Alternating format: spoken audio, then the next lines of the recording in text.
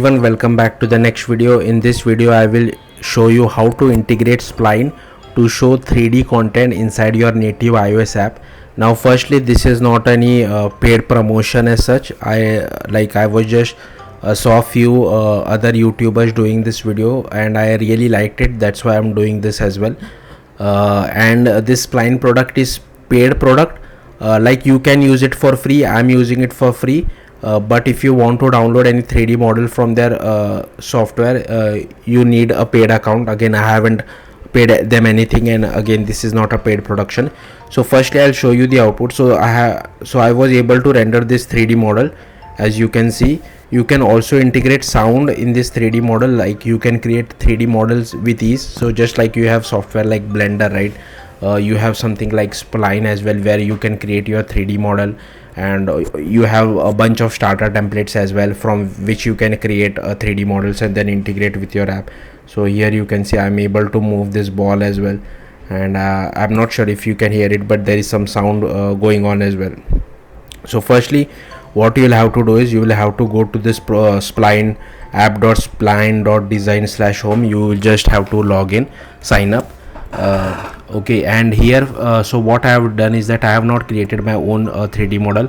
I have just taken it from examples from library. So I have selected this one, but you can select any of this. Okay, once you click on any of this, it will actually give you the URL. So this 3D model is hosted on Spline server itself, but given that I am on a free account, I can't really download it locally.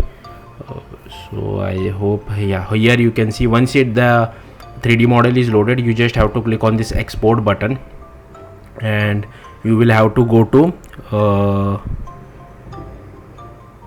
where did it go, embed. Okay, and here it will give you all the code which is required for embedding this particular 3D model. Now if I click on download the scene to local, I can't do it because it requires a paid account. Okay, so once you copy paste this code, you can just copy paste it over here.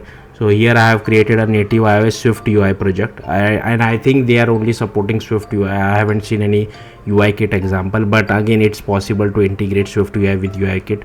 If you don't know, I have already have a video on my channel on that as well. Do check it out. So here you just have to pass your URL. Okay, and before that, sorry, I forgot one important step. You will have to add a Swift package manager for Spline OS as well.